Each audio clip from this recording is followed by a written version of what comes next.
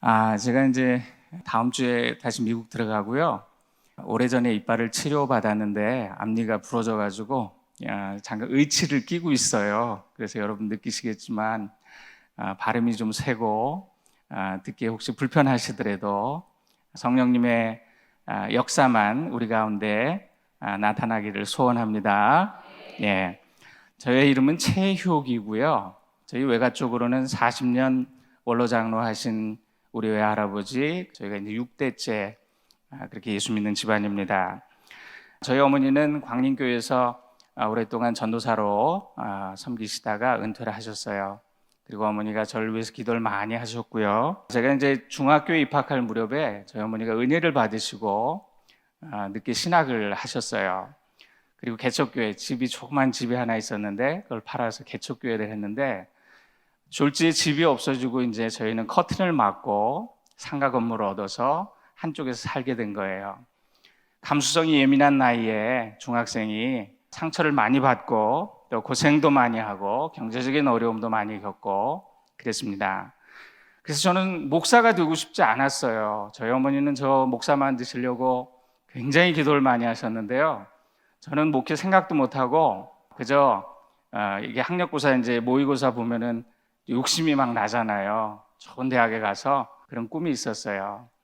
근데 막상 학력고사를 보니까 이게 점수가 생각같이 안 나온 거예요. 그래서 조금 낮춰서 그래도 내 꿈을 이뤄야지 이러고 있는데 우리 어머니가 너 이렇게 된 거 하나님이 너 주의 종 되라고 하시는 거다.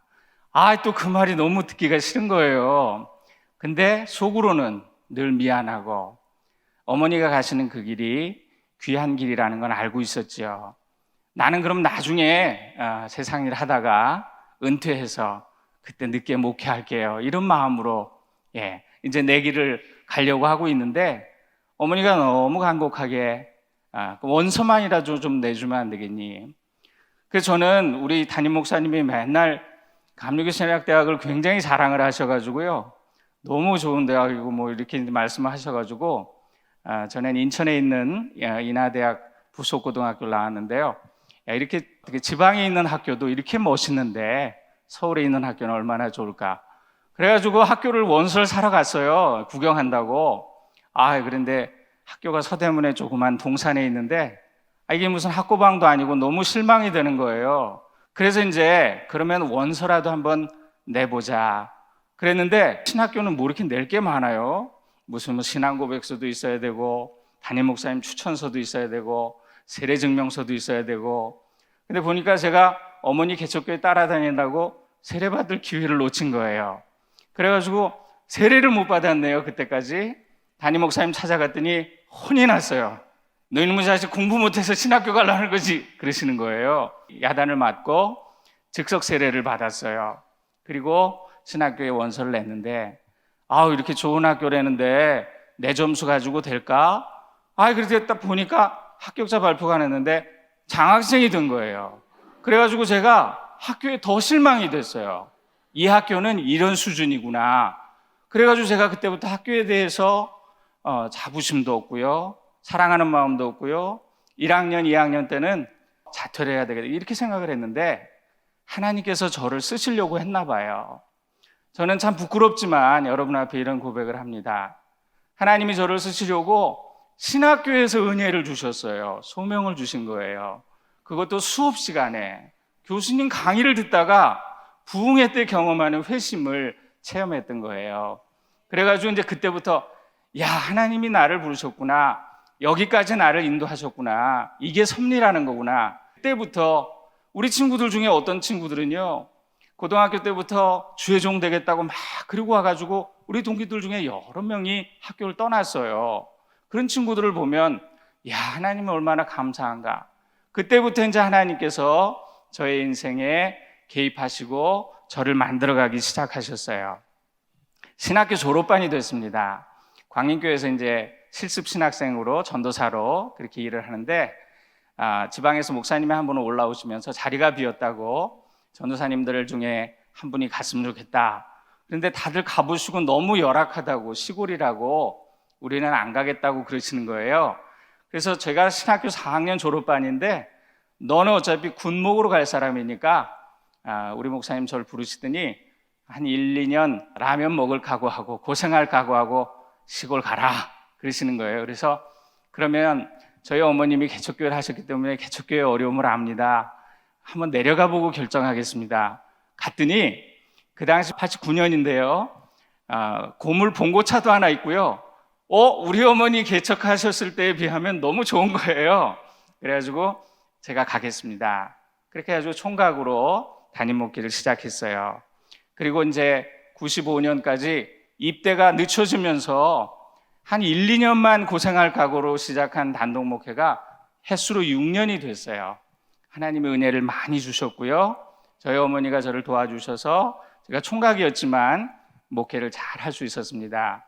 그리고 처음에 갔을 때 지방에서 2교회, 제일 어려운 교회를 뽑아서 이렇게 선교비를 보내주시던 교회가 마지막 사임할 때는 부흥해서 다른 교회를 돕는 그런 은혜를 주셨어요.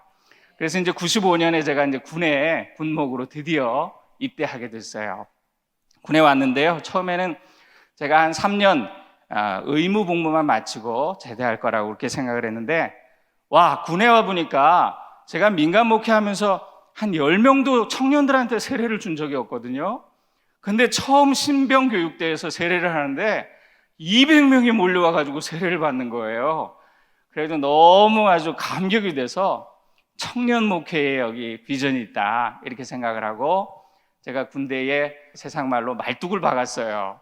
그리고 12년 동안 군 생활을 했답니다. 2003년에 제가 이제 파주라고 하는 곳에 부대에 근무하게 됐는데요. 그때 참 재밌는 일이 있었어요.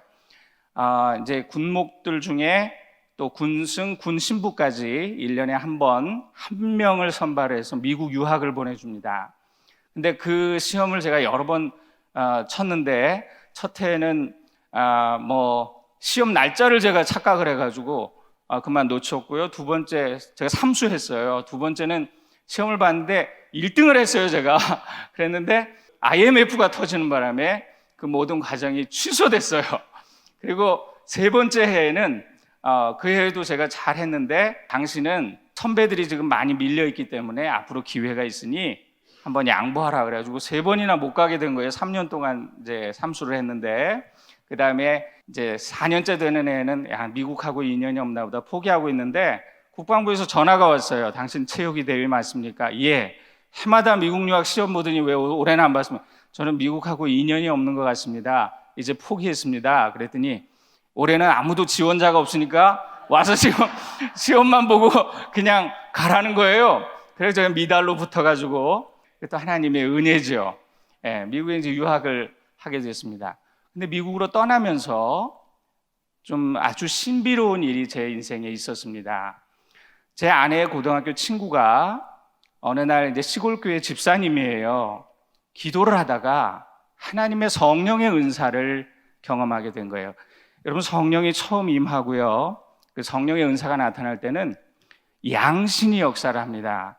마귀도 이 영혼을 주님의 종으로 빼앗기는 게 너무 억울하니까 역사를 같이 해요.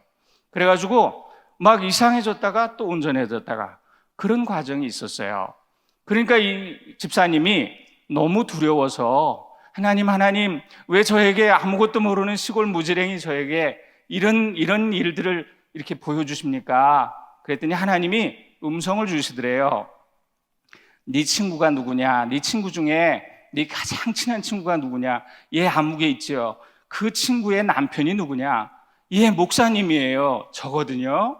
근데 제가 생각이 났다는 거예요. 그 목사를 찾아가라.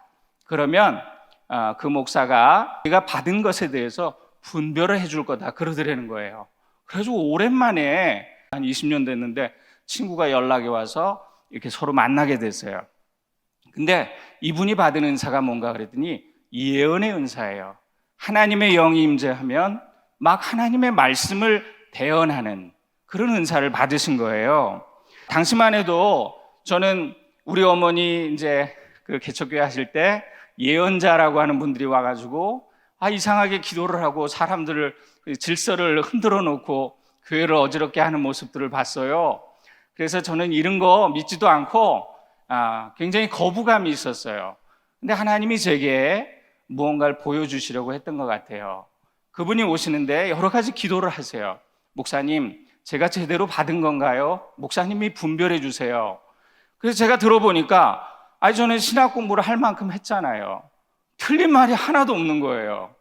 또 교회사에 나타난 이단이나 이런 열광주의 같은 거, 그런 기준으로 분별해 봐도 이분은 제대로 받았구나, 이런 마음이 제가 자꾸 드는 거예요. 그래서 자꾸 물어봤어요. 하나님께 한번 기도해 보세요. 하나님이 이런 건 어떤 말씀을 주시나요? 예를 들어서 이제 제가 그동안 목회하면서 가지고 있던 질문들.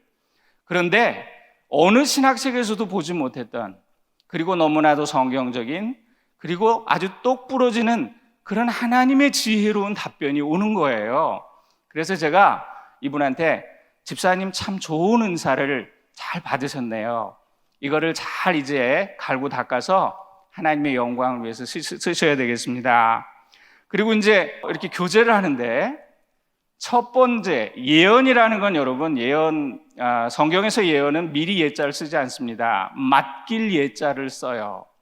그 하나님의 말씀을 입에 맡겨주신 사람을 예언자, 선지자, 선견자 이렇게 말합니다. 왜 이런 말씀을 드리냐면, 저는 이런 영적인 세계를 잘 안 믿었어요. 저는 늘 지적인 사람이고 공부를 하고 또 점잖고 소위 성경 말씀 중심으로 목회를 해야겠다, 이렇게만 생각했던 사람입니다. 마침 변화되기 전 웨슬리 목사님이 가지고 있었던 그런 생각과 비슷했지요. 그래가지고 이제 제가 미국에서 돌아오면서 우리 군종의 인사를 담당하는 분이, 당신이 이제 진급이 확실하니까 강원도에 있는 제일 어려운 부대로 보내겠다. 그래서 양구라고 하는 곳에 저를 제일 산골짜기 부대로 보내게 됐습니다. 그래서 갔는데요, 저는 경력도 좋고 유학도 갔다 왔기 때문에 진급 1순위였지요. 그래서 이제 큰 꿈이 있었죠. 나는 이제 동기들 중에 제일 잘 나갈 거야, 이러고 있는데, 여러분, 첫 해 그 진급에서 제가 누락이 됐어요. 낙방을 한 거예요. 그냥 나중에 알고 보니까 당신은 국비로 유학을 다녀온 사람이기 때문에 혜택을 받으니 다음 기회에 한 번만 양보하고 다음 기회에 하라, 이렇게 됐어요. 그래서 마음이 급해서 또 이제 제가 누구 생각이 났겠어요. 여보, 그 집사님한테 전화 좀 해봐. 나 군에서 어떻게 되는 거야? 나 어떻게 될까? 진급은 언제나 하게 될까? 그랬더니 어렵게 또 통화가 됐어요. 그랬는데 전화로 제가 기도를 요청했어요.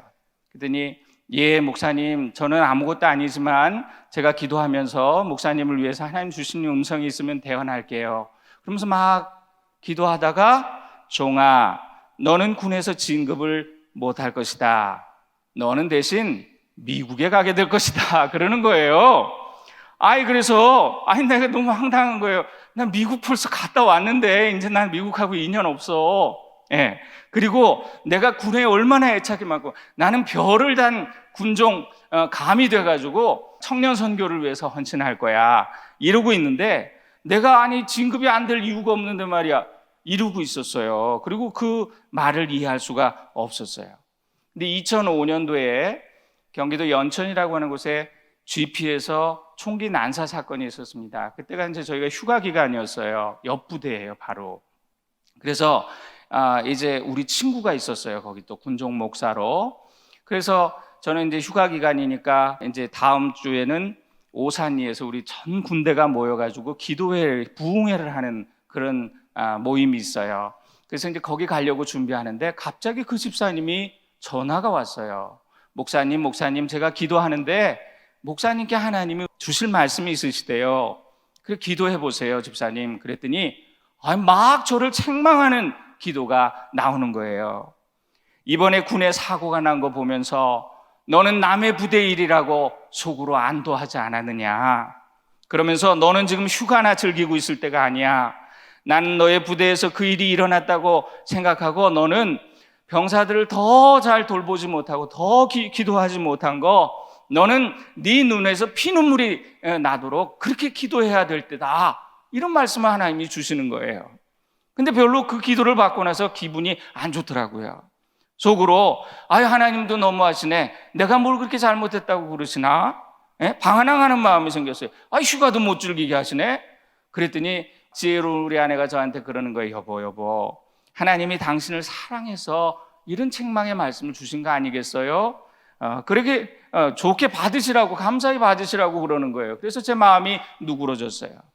그래, 그 목사, 내 친구 훌륭한 목사인데도, 그렇게 기도 많이 했는데도 그런 사고가 났으면, 그런 사고가 우리 부대에서도 나지 말란 법이 없는데, 그 목사 우리 정말 좋은 친구고 인격적인데 그렇게 훌륭한 목사한테도 그런 일이 일어난다면, 그러면서 저도 회개하는 마음으로 열심히 기도했던 그런 기억이 있어요. 그리고 이제 그 부흥에 가서 은혜를 많이 받았죠.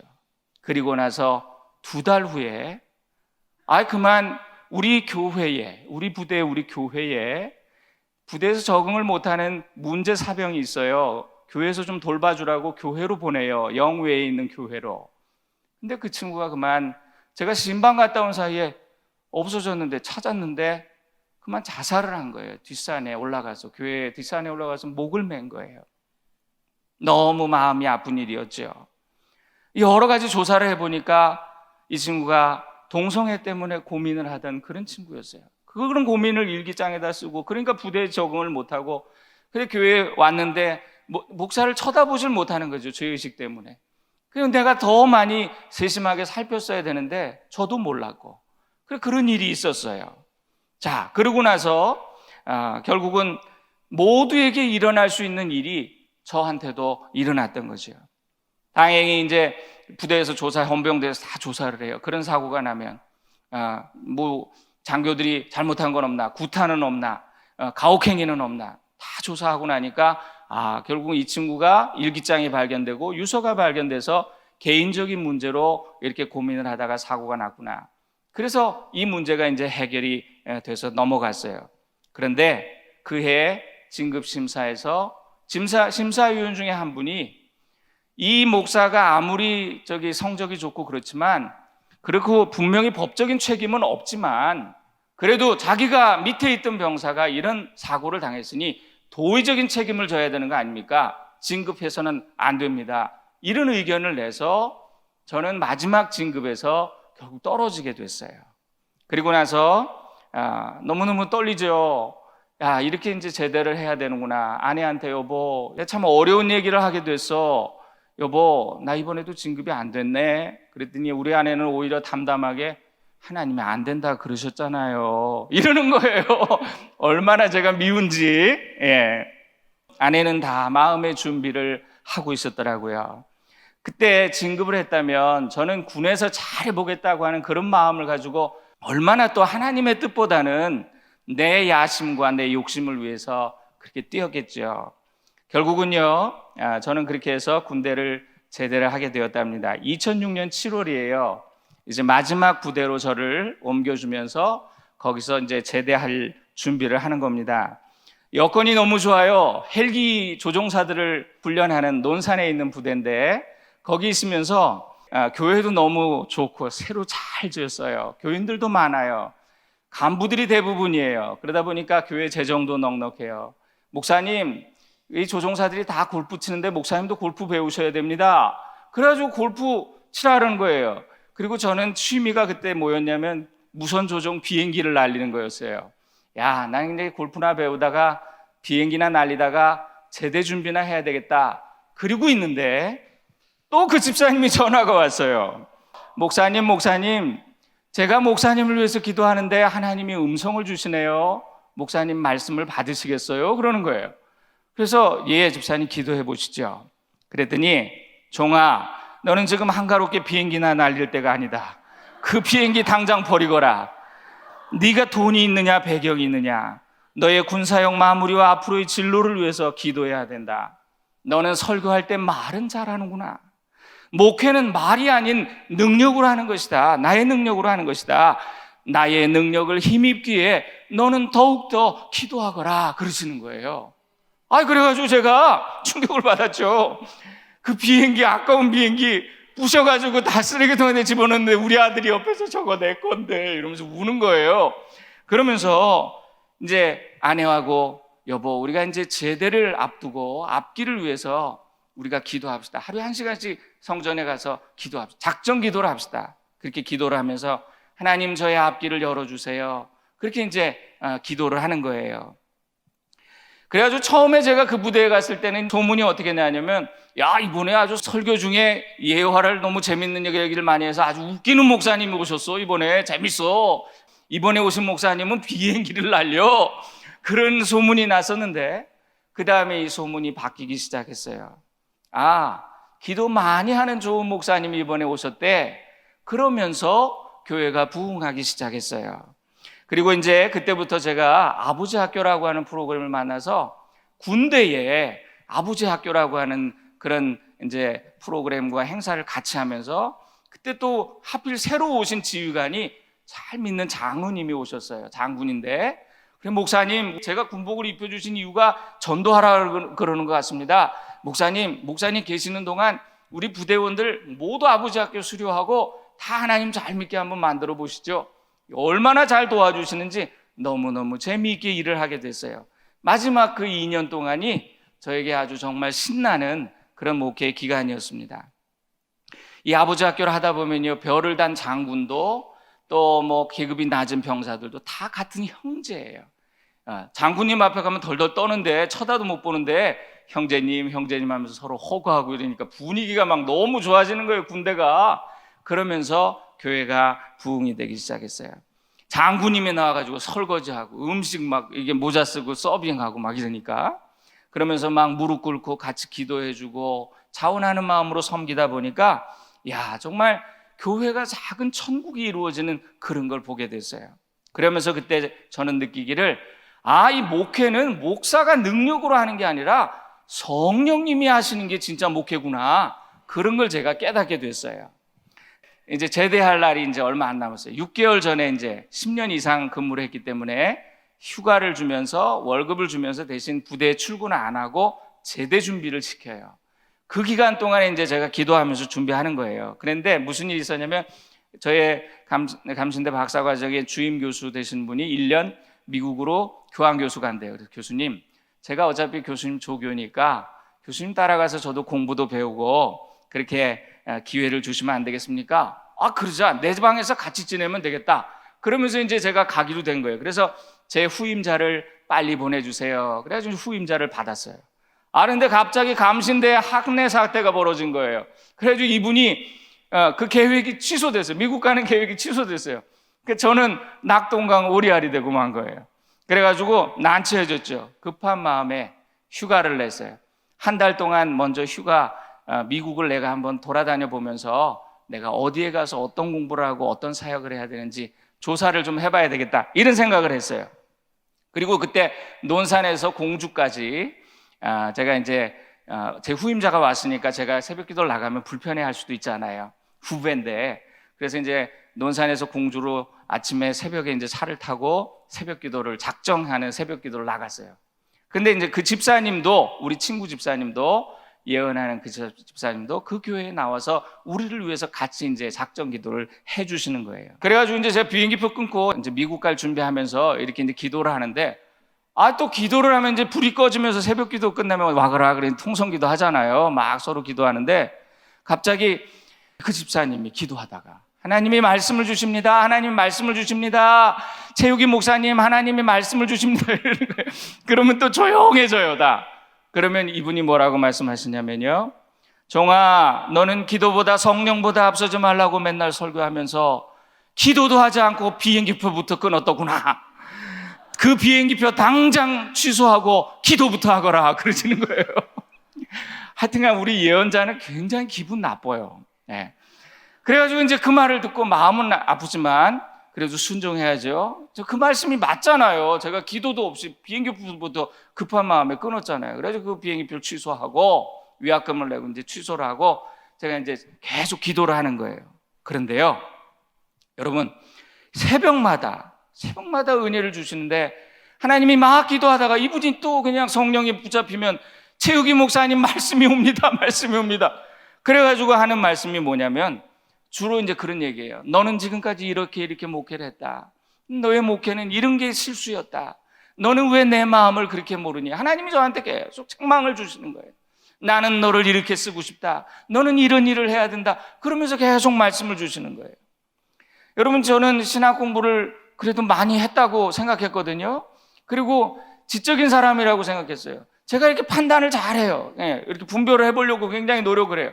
근데 아무리 봐도 틀린 말씀이 하나도 없는 거예요. 여러분, 그래가지고 이제 그때부터 제가 하나님의 말씀을 여보 말씀이 오면 우리가 이거 나중에 잊어버리니까 한번 메모를 합시다. 당신 좀 적어주세요. 그때 일들을 적어놨어요. 뭐 저의 설교에 대한 거, 또 저의 목회에 대한 거, 미국에 가는 준비 방법, 앞으로 일어날 일들에 관한 내용, 이런 거를 이제 말씀을 계속 주시는 거예요. 하루에 글쎄요 한 10분, 15분 이상씩 말씀이 오는 거예요. 자, 그렇게 기도하고요. 어느 날 기도하는데 최욱임 목사님, 하나님이 비행기표 끊으시랍니다. 끊었어요. 2주 그 다음 걸로, 지난번 거 취소하고 2주 다음 걸로 비행기표를 끊었어요. 근데 일정이 이제 제가 이제 대충 잡았거든요. 어디 가면 누구 있으니까 거기 만나보고, 어디 가면 누구 있으니까 만나보고, 이렇게 해가지고 이제 한 달 일정을 잡았는데요. 이제 미국의 서부부터 이제 가까운 데부터 LA, 그 다음에 밑에 샌디에고가 있고요. 그 위에 산호세가 있고, 샌프란시스코가 있고요. 그 다음에 애리조나가 있고요. 그 다음에 동부로 가면은 사우스캐롤라이나에 제가 옛날에 군대에서 공부했던 데가 있고요. 그 다음에 뉴욕에 또 아는 분이 있어요. 그렇게 해가지고 이제 일정을, 비행기표를 샀어요. 그런데요, 여러분, 그 한 달 동안 제가 이 미국을 도는데 이게 무슨 여행사 일정 같이 하루도 틀리지 않게 딱딱딱딱 일정이 맞는데요. 너무 신기한 거. 제가 이제 처음에 LA 딱 갔어요. 그런데 우리 친구 목사가 거기 있었거든요. 나 좀 도와줘. 내가 며칠만 재워줘. 내가 이렇게 해서 미국을 좀 조사해 보려고 왔어. 그랬더니, 최 목사 마침 잘 왔어. 내가 몇 주 전에 쓸개 떼어내는 수술을 했다는 거예요. 그래서 내가 지난주에 병원에서 퇴원했어. 지난주에 왔으면 최 목사 내가 얼굴도 못 볼 뻔했네. 이러는 거예요. 그 다음에 제가 샌디에고 갔거든요. 샌디에고 갔더니 저를 재워주신 목사님이 우리 선배인데, 최 목사, 잘 왔어. 때를 어쩌면 이렇게 잘 맞췄어. 내가 지난주까지 그 박사과정 인텐시브 코스가 있어가지고 딴 주에 갔다 왔어. 지난주에 왔으면 내 얼굴도 못 볼 뻔했어. 이러는 거예요. 가는 데마다. 심지어 뉴욕에 갔더니요, 저를 도와준 이제 장로님 아들이 있었는데 그 친구가 하는 말이, 목사님, 지난주까지 제가 프로젝트가 있었습니다. 그 프로젝트 때문에 회사 야근하느라고 제가 퇴근도 못했습니다. 근데 어떻게 목사님 제 프로젝트 딱 끝난 다음 주에 오셨어요. 제가 지금 휴가예요, 목사님. 제가 목사님 모시고 다닐게요. 어디 차 필요하세요? 어디 갈까요? 그 친구 차가 벤츠 550이에요. 26살인데 그 이제 미국에서 아주 그렇게 성공한 친구거든요. 그러면서 오늘은 어디 갈까요? 그랬더니 목사님 제가 모시겠습니다. 제가 그래가지고 그렇게 타고 돌아다닌 거예요. 제가 만약에 2주 전에 왔더라면 어떻게 됐겠어요? 다 뒤집어진 거죠. 하나님이 이렇게 놀랍게 일을 하시는 거예요. 그리고 또 놀라운 거, 제가 이제 그 마지막 부대에 갔을 때 그 집사님이 기도를 해주시면서 이런 기도가 나와요. 사랑하는 내 종아, 너희 교회에는 장로가 하나 있다. 근데 그는 괴짜 장로다. 네가 먼저 찾아가서 겸손히 인사를 드리고 그를 잘 세워서 장로의 직분을 잘 감당하게 하면 앞으로 너의 목회에 있어서 큰 힘이 되어줄 것이다. 그런 거예요. 근데 제가 올 때 장로님이 안 계셨거든요, 그 교회에. 그래서 제가 신자들한테 물어봤어요. 우리 부대에, 우리 교회에 장로님이 계셔서요? 그랬더니 장로님이 있었는데 전임 학교장님의 친구분이신데 미국에 오래 계시다가 몸이 아프셔가지고 한국에 이렇게 오셨는데 장로님 친구분이라고 교회를 나오셨다가 이번에 목사님이 새로 바뀌시면서 교회를 이제 옮기시려고 안 나오고 계십니다. 친구분도 이제 다른 부대 가셨기 때문에 안 나오고 계십니다. 그러는 거예요. 그래서 제가 연락처를 물어가지고 갔더니 타조 농장을 하고 계시는 거예요. 그래가지고 이제 장로님께 인사를 드리고 제가 새로 부임한 목사입니다. 장로님, 식사라도 한 끼 대접하고 싶습니다. 그러면서 이제 대화를 나누는데, 이분이 대단한 분이더라고요. 이분이 미국 생활을 20년 이상 하셨고요. 30년 이상 하셨고요. 미국의 제일 메이저 교단이 PCUSA라고 하는 장로 교단입니다. 거기에서 총회장까지 하신 분이에요. 그리고 그 대표로 북한까지 다녀오셨던 그런 분이에요. 그 다음에 이 조카 사위가 누구냐면 그 유명한 영화배우 니콜라스 케이지. 한국 여자가 부인이잖아요. 지금 이혼했어요. 그 조카예요, 그게 조카.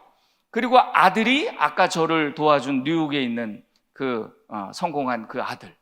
그러면서 이제 자기는 신장이 망가져가지고 이제 의사가 1년 몇 년 못 산다 그래가지고 어머니 묘에 풀 깎다가 나 죽으려고 한국에 나왔습니다. 이런 간증을 하시는 거예요.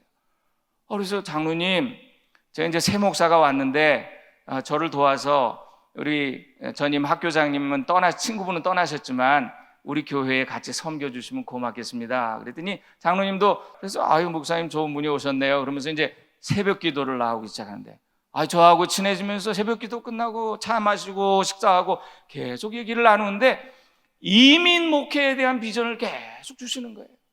목사님, 이민교회는 이런 아픔이 있습니다. 이런 어려움이 있는데 목사님이 이런 걸 준비하고 가셔야 됩니다. 그러면서 목사님 미국 가시면 저희 아들이 뉴욕에 있는데 얘기해 놓을 테니까 목사님께 많이 힘이 될 거예요. 그러면서 여러분 그렇게 해가지고 저를 하나님이요 이렇게 사람도 막 만날 수 있도록 그렇게 연결을 해 주시는 거예요.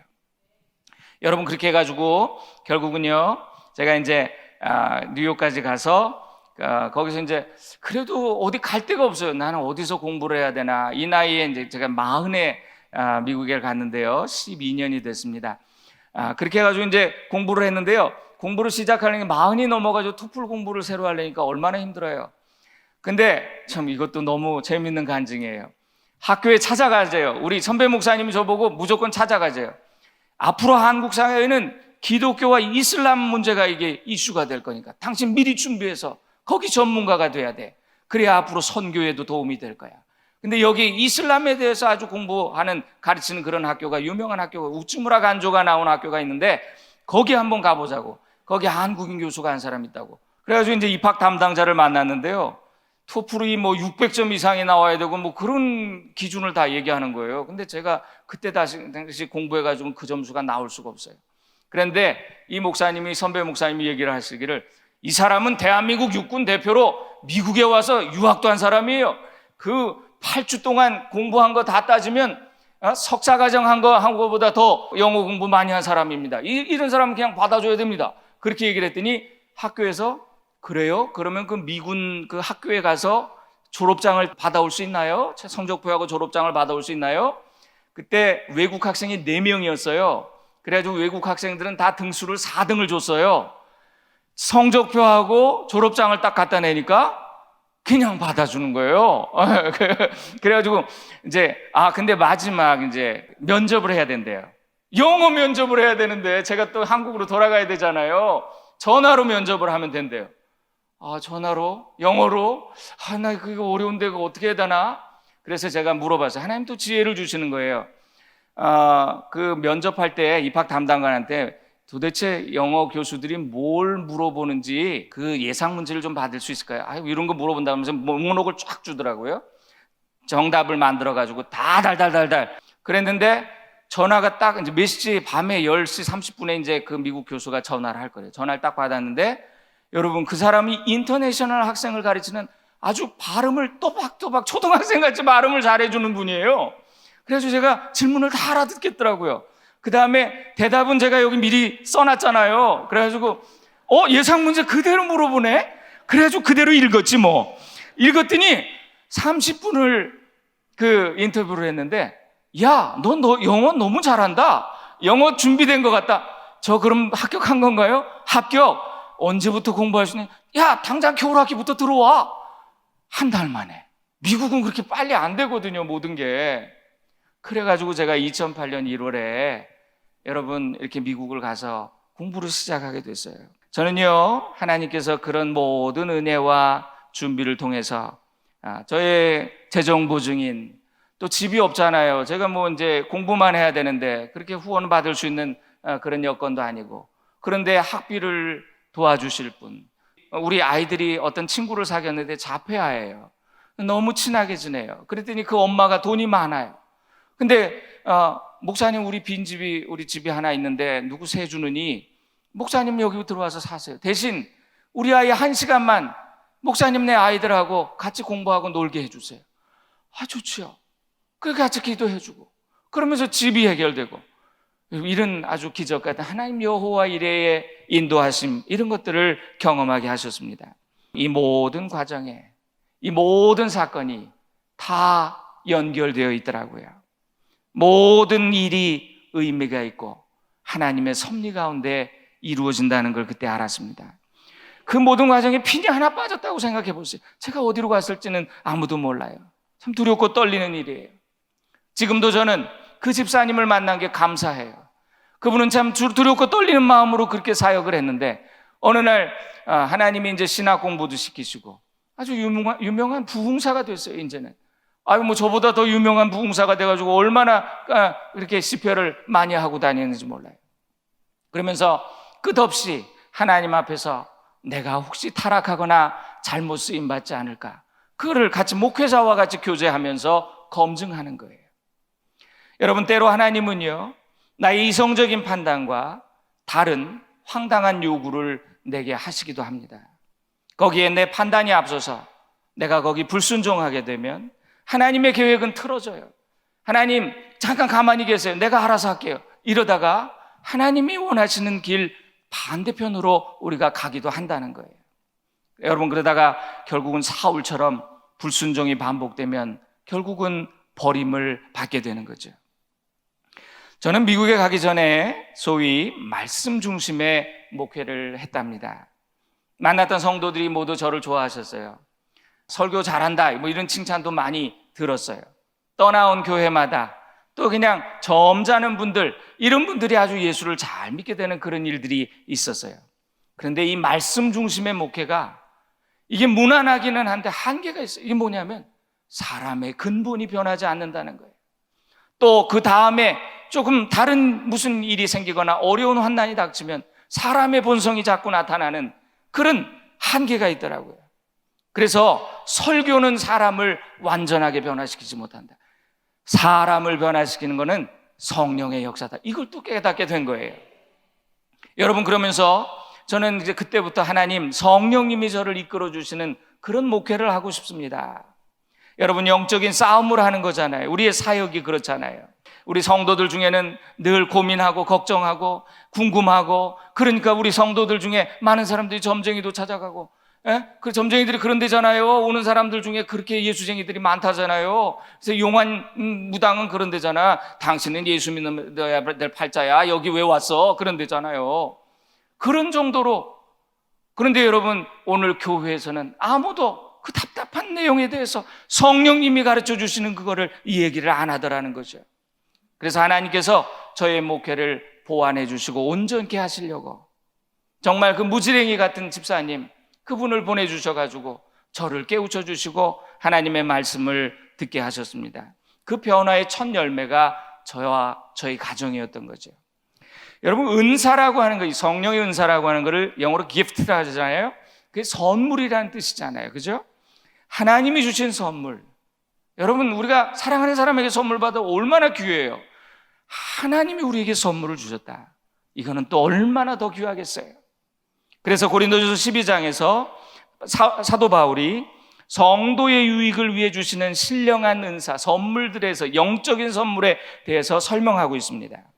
가장 좋은 은사, 사랑의 은사를 사모하라. 그리고 14장에 보면 사랑을 따라 구하되 신령한 것을 사모하라. 특별히 예언하기를 사모하라.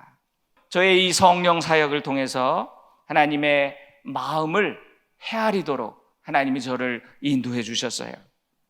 설교를 어떻게 해야 되나? 내가 공부 많이 해가지고 정말 성도들을 확 사로잡을 수 있는 그런 말을 전하는 게 설교가 아니라 하나님 아버지의 마음이 돼서 하나님 아버지의 말씀이 내 입을 통해서 대언되는 거, 이게 설교가 아닌가? 그런 걸 깨닫게 된 거예요. 그러면서 이제 하나님의 마음을 이해하고 또 선한 목자의 마음으로 양들을 어떻게 돌봐야 되는가, 그런 거, 성도들에 대한 책망이나 정죄까지도 그 안에 다 사랑을 품고 아버지의 마음으로 해야 된다는 것, 이런 것들을 깨우쳐 주셨습니다. 항상 기뻐하고 쉬지 말고 기도하고 범사에 감사하는 것, 하나님의 뜻이 이런 거다, 이런 것도 가르쳐 주시고 성령을 소멸치 말라, 예언을 멸시치 말라, 그죠? 여러분, 성령의 은사를 비웃고 그러는 사람들이 있어요. 웨슬리도 설교할 때 많은 사람들이 비웃었어요. 열광주의자라고 그렇게 비판했어요. 그렇다면 그것은 웨슬리를 비난하는 게 아니잖아요. 성령님을 비난하는 거죠. 그 성령을 멸시하는 죄를 범하지 말라. 그런데 이 영적인 은사는요, 다듬어져야 돼요. 분별해야 돼요. 그래서 은사가 오면 꼭 목회자와 함께 가야 합니다. 처음에 은사를 받으면 너무 신기해요. 여러분들 중에 이제 혹시 기도하다가 방언의 은사, 또 예언이 나오기도 하고, 또 막 손이 뜨거워져서 손을 얹고 기도하고 싶고 병이 낫는 그런 역사도 있을 수가 있습니다. 여러분, 하나님이 어떻게 일하실지 몰라요. 어떨 때는 야, 이거 너무 신기하다, 나 이러다가 혹시 돗자리 깔아야 되는 거 아니야? 이렇게 생각할 수도 있어요. 근데 그렇게 거기서 머물면 이게 잘못되고요, 나중에 교만해지고요, 다른 길로 가게 된다는 거예요. 그래서 지도와 분별, 그리고 질서, 이런 것들이 중요하다는 거예요. 저희 선배 목사님이 영적인 사역을 하시는데 교회에서 은사가 나타날 때 은사자들을 어떻게 세우는가, 그런 기준을 몇 가지 얘기해 주시더라고요. 말씀에 비춰봐라. 그 다음에 두 번째, 그가 목회자의 관계에서 질서를 존중하는가, 그걸 봐라. 그리고 세 번째, 은사자 본인의 인격과 삶이 교회에 덕을 세우는지, 하나님의 이름에 영광이 되게 하는지, 그걸 보라. 그런 기준에 어긋나지 않으면 그 은사를 통해서 하나님이 교회에 부흥을 주신다, 그런 기준을 말씀을 해 주시더라고요. 또 하나, 은사는요, 전적으로 하나님의 선물이기 때문에 여러분, 이게 예수 오래 믿은 순서로 오는 게 아니에요. 때로는 나보다 늦게 믿은 사람, 초신자가 기도하는데 먼저 방언을 하기도 하고요. 그럼 참 민망해요, 그죠? 그러면 시기하는 마음도 생길 수 있고요. 나는 오랫동안 방언도 사모했는데 나한테는 안 주시고 저렇게 초신자한테 그렇게 생각하시면 안 되고요. 주시는 분 입장에서 우리가 하나님의 마음을 헤아린다면 이것도 우리가 문제를 해결할 수가 있어요. 그래서 여러분, 은사는요, 살려주고, 그러나 거기에서 나올 수 있는 부작용들을 줄여줄 수 있다면 그 은사를 통해서 하나님은 교회를 살리시는 놀라운 역사를 이루실 줄로 믿습니다. 많은 목사님들하고 이런 대화를 해보면요, 영적인 사역하다 보면 구설수에 올라, 그거 괜히 교회 시험 들어, 이렇게 말씀을 하시기도 합니다. 또는 어떤 분들은 영적인 세계에 너무 무지해서, 제가 그랬어요. 그거 위험해. 근데요, 여러분, 저도 이제 어머니 목회를 통해서 예언자들에 대한 부정적인 선입견, 이런 걸 보면서 하나님이 이걸 깨시느라고 저한테 아주 신기한 경험들을 많이 시켜주셨는데요, 결국 그 신기한, 너희가 나를 따른 것은 표적을 보았기 때문이 아니다, 떡을 먹고 배부름이기 때문이다. 예수님도 그런 거 한탄하셨잖아요. 보이는 현상에 너희들 너무 집중한다, 내가 너에게 주는 메시지를 봐, 사인을 봐, 그러셨잖아요. 표적을 보라고 그러셨잖아요. 여러분, 그래서 이런 일들은 누군가 꼭 해야 될 일인 줄을 믿습니다. 저는 오늘 제가 사실 감독님과 개인적인 친분도 없고 오늘 처음 뵀어요. 그런데 저를 소개해 주신 분이 감독님에 대해서 여러 가지 말씀을 해 주시는 거예요. 우리 감리교회 안에서 영적인 새로운 각성과 운동을 하시는 분이시라고 그렇게 설명을 하는데, 어쩌면 내가 이렇게 또 이런 교회, 오늘 저는 여러분들 이렇게 와가지고 뜨겁게 찬양하고 기도하시는 모습 보면서 제가 도전을 받게 됐어요. 미국 목회하다 보니까 너무 갈급한 거예요. 일주일에 한 번 교회 나오는 것도 너무 어려워. 저녁 예배 없어. 새벽 기도 그냥 몇 명 나와. 그래도 이제 새벽 기도 하는 사람들은 해요. 수요 예배 없는 교회가 많아요. 통성 기도 안 하는 교회가 너무 많고, 금요철에 하는 교회는 거의 미국에 아마 1%도 안 될 거예요. 여러분, 이 심야 기도에 여러분들이 이렇게 나오셔서 기도하시는 거 보니까 제가 도전을 받고 위로가 돼요. 자, 이제 말씀을 마무리합니다. 여러분, 아모스 3장 7절에 주 여호와께서는 자기의 비밀을 그 종 선지자들에게 보이지 아니하시고는 결코 행하심이 없으시리라. 하나님이 당신의 종들한테 비밀을 보여주신대요. 당신의 계획을 그 종들에게 미리 보여주시는 하나님이 오늘도 우리에게 말씀하시지 않으시겠습니까? 여러분, 하나님의 사람들은요, 모두 결정적인 순간에 하나님의 음성을 다 들었어요. 그 예언의 말씀은 어떻게 올지 몰라요. 여러분, 베드로가 박해를 피해서 로마를 버리고 도망을 갑니다. 몸종 하나를 데리고 갑니다. 근데 갑자기 이 종이 환상을 봤어요. 예수님이 오시다. 예수님. 아, 뭐야? 주님이 로마로 가고 계세요. 그때 유명한 고백을 하죠. 구어바디스 도미네, 주여 어디로 가십니까? 그때 예수님 뭐라 그랬냐면, 그때 예수님이요, 이 아이의 입을 통해서 대언을 하는 거예요. 나는 네가 버리고 나온 로마를 향해 다시 십자가 지러 간다. 그때 베드로가 깨달았습니다. 주님은 로마에서 내가 순교하기 원하시는구나. 다시 갔죠. 그리고 그를 십자가에 매달았을 때 내 스승이 십자가에 못 박혀서 죽었는데 내가 어찌 그분과 동일한 방법으로 죽을 수 있단 말인가? 나를 거꾸로 매달아 주시오. 여러분, 이건 교회사의 아주 전승으로, 유명한 전승으로 남아 있습니다. 여러분, 한번 생각해 보세요. 베드로에게 그 말을 전했던 그 대언자, 작은 몸종 아이. 또 어거스틴이 방탕했어요. 어머니가 기도 많이 했어요. 언젠가 돌아올 거라고 그렇게 굳게 믿었어요. 그런데 그의 마음에 성령님이 감동을 주시는데, 이방의 그 자기의 빠졌던 이단 같은데 그런 것들이 자꾸 마음이 불편한 거예요. 그리고 자꾸 하나님에 대한 갈망이 생기는 거예요. 근데 자꾸 믿어지지는 않아요. 그래서 하나님, 나 너무 답답합니다. 하나님, 나 너무 답답해요. 하나님을 보여주세요. 그런 마음으로, 그런 기도하는 심정으로 절규하고 있는데 아이들이 노래를 부르는 거예요. 톨렐레게 들고 읽으라. 그때 어거스틴은 그 음성이 하나님의 말씀으로 들렸어요. 아, 성경 읽으라고 그러시나 보다. 성경을 펼쳤는데 거기 하나님의 말씀이, 그에게 주시는 메시지가 있었던 거예요. 여러분, 하나님의 음성이 어떻게 올지 몰라요. 우리 한번, 제가 아내하고 부부싸움을 하는데요, 막 서로 언성을 높이고 싸우는데, 우리 어릴 때 우리 아들이 이러는 거예요. 울면서. 부모가 싸우면 애들은 이제 불안하잖아요. 아빠는 목사고 엄마는 사모인데 마귀를 잡아야 될 두 분이 왜 이렇게 마귀의 밥이 되시는 거예요? 그 조그만 놈이 그러는 거예요. 그래서 우리 두 부부가, 아유, 주님이 음성을 주시네, 저의 아이를 통해서. 예언자인 거예요. 여러분이 설교를 듣다가, 오늘 목사님 말씀이 어쩜 이렇게 내 마음을 치는지, 저거 다 나에게 주시는 말씀이야. 목사님이 예언하시는 거예요, 지금. 예? 또 여러분이 이제 속장님이 말이죠, 하다가 이렇게 해야 돼요. 집사님이 이렇게 하셔야 돼요. 하나님이 이렇게 하는 걸 기뻐하세요. 마음에 감동이 와요. 저분을 통해서 하나님이 내게 음성을 주시는구나. 그가 대언자가 되는 거예요. 하나님의 말씀은 언제, 어떻게, 누구를 통해서 올지 몰라요.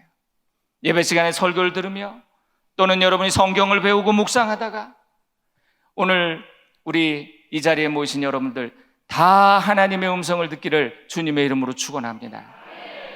한국교회 소망이 있어요. 전 요즘 여러 가지 교회가 어려운 일들이 많다르지만 한국에 와서 제가 힘을 얻고 가요. 여러분들 보니까 정말 놀라운, 저는요, 이게 동부에서 이제 그 공부를 마쳤는데요, 하나님, 저는 이제 어디 가서 일해야 되나요? 1년을 놀았어요. 교회가 있어도 임지를 가기가 어렵다는데, 근데 하나님이요, 미 서부에서 제일 큰 감리교회의 담임 목사로 또 불러주시는 거예요. 하여튼 하나님의 역사는 너무나 놀라워요.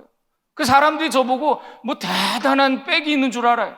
난 누구 백도 없어요. 예. 그 친구가 기도하는데 한국 들어가면서 제가 생각이 났다는 거예요. 또 지금 놀고 있다니까, 임지가 없고 다른 교회에서 뺏어오는 거 아니니까 얼마나 좋아. 그래가지고 그냥 마지막에 장로님들이 의견이 하나가 안 돼가지고 어떻게 했냐면요, 두 사람 최종 후보를 놓고 우리 제비 뽑읍시다. 제비 뽑아서 만장일치로 우리가 하나님 보내주신 분으로 받읍시다, 이랬던 거예요. 제비 뽑아서 제가 갔어요. 네. 여러분, 하나님의 역사는 얼마나 놀라운지 몰라요.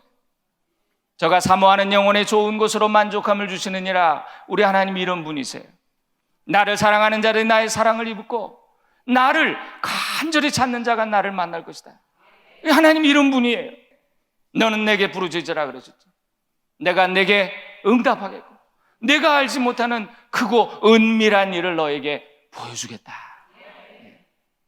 우리 친구 친해지면, 요거 내가 너한테만 비밀이야.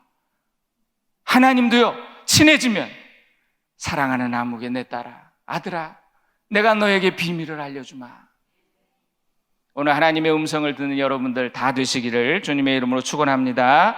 오늘 기도 시간에 이제 여러분 이렇게 사모하는 마음으로 오셨는데요, 제게 역사하신 성령님의 기름 부으심이 여러분 모두에게도 충만하시기를 주님의 이름으로 축원드립니다. 우리 찬양 하나, 찬송가 하나 아까 불렀던